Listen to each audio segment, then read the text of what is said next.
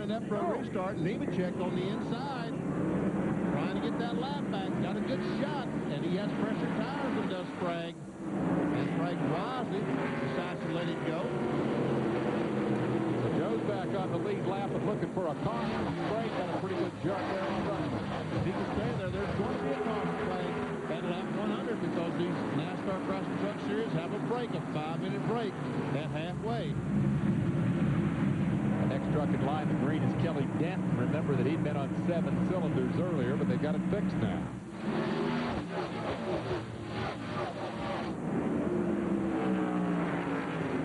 Denton, for the record, is now 7 laps down, so they did not get it fixed quickly.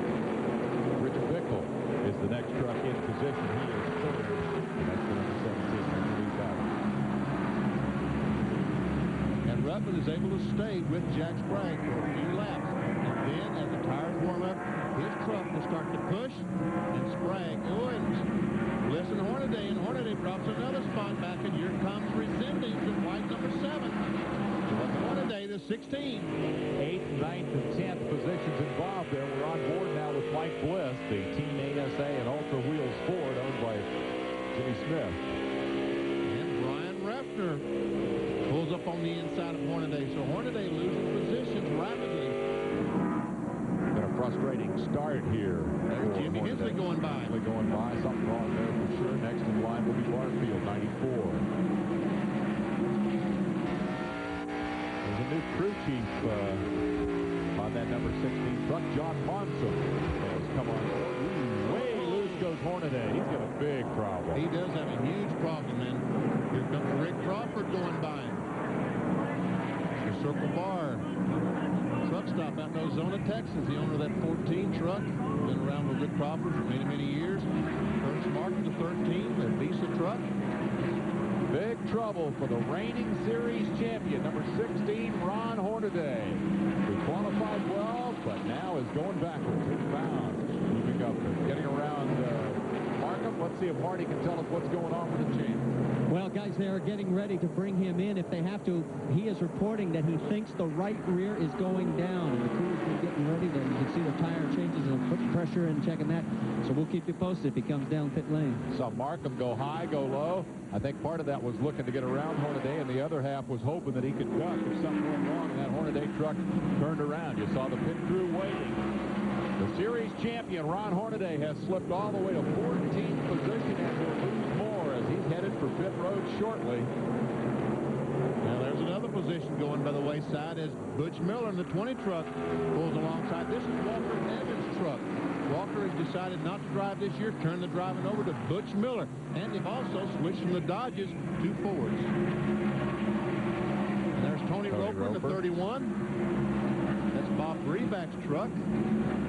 That ought to be a good marriage. Right behind him is a kid that deserves a call here for sure.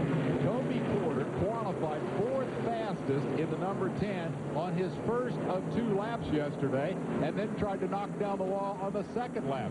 He had to start at the back of the field. Whoa, swap in 2nd spot. Bickle gets around Ruttman. Number 17 has come to life. Rich Bickle with Darrell Waltrip on the radio takes a spot away, and that will drop Ruttman back to 3rd. To finish that Porter story, the kid started in the back row. He has come to 19th spot, and that young graduate of the All-Pro ranks. A lot of people aren't going to notice him today, Benny, but he's making a big stride for truck stardom here. That was quite a performance. And he says, get well, Leroy. That's Leroy Walter. Michael and Darrell's father back in Owensboro had some surgery, and Leroy, we echo that statement. That get well soon. There's Rick Corelli moving around. Let me add also a quick get well to Lou Maynor up in Baltimore, who had hip replacement surgery. Lou, your kid's doing a great job in bringing the onboard camera pictures your way today. Leroy's not liking this because his baby boy Michael losing some spots as Resendez goes by on the outside. Mike Bliss pulls up on the back bumper of Michael Walker's truck. Bliss gets credit for having brought us the most spectacular onboard pictures in the history of our coverage of the Truck Series. That last year from Richmond, we got that truck up on its side. And Resendez goes by Sauter and Michael Walters down there trying to do the same thing. Leroy likes that. 6th, 7th, 8th position definitely up for grabs at the moment with some good side-by-side racing. Funny how much room they find between qualifying and the race, Benny. You asked them on Saturday, oh, it's narrow, there's no place to pass. Middle of Sunday afternoon, they're out there side by side and beating on each other. Tony Roper has made a stop on pit road.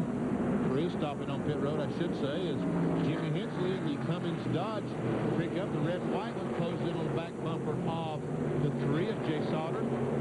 See, Bliss has been able to get by. Mike Bliss is in front of Sauter. So Jay Sauter now losing spots. He's back to 9th. The Dodge folks have not won in NASCAR racing since '77 with Neil Bonnet. They're offering a brand new $40,000 pickup to the first Dodge driver who's come up with a victory in the series. Rudy Walter, right on Hensley's rear deck. Half a lap behind the leader, as you can see. There's old Jack Sprague jumping down the backstretch all by himself. Led all but one lap here today.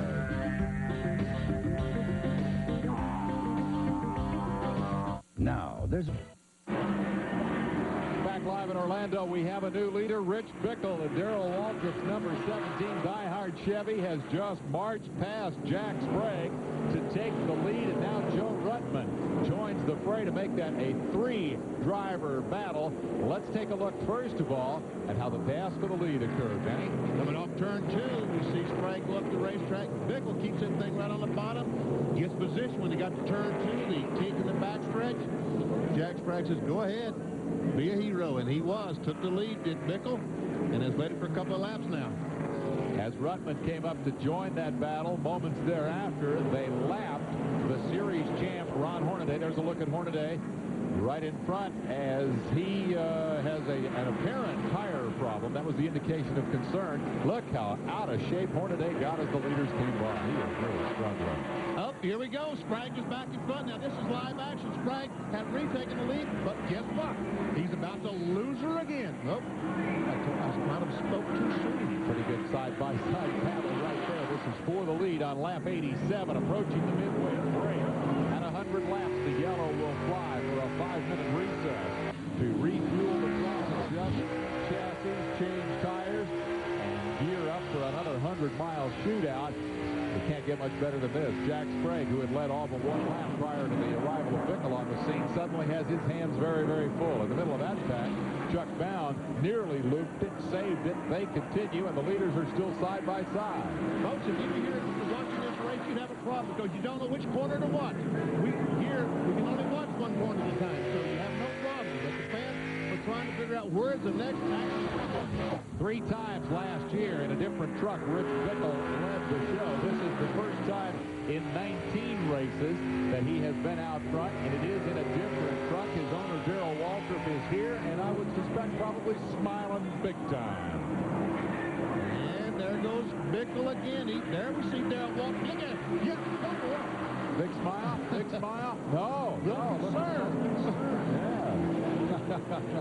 He doesn't know we're watching him. Oh, Kelly Denton got the truck sideways as he was trying to get by Joe Ruttman, and I thought Michael had some contact with Ruttman. Did not happen. Leroy, I'm trying to start your heart to give you trouble because this would be no help today watching Bickle in a great battle with Sprague.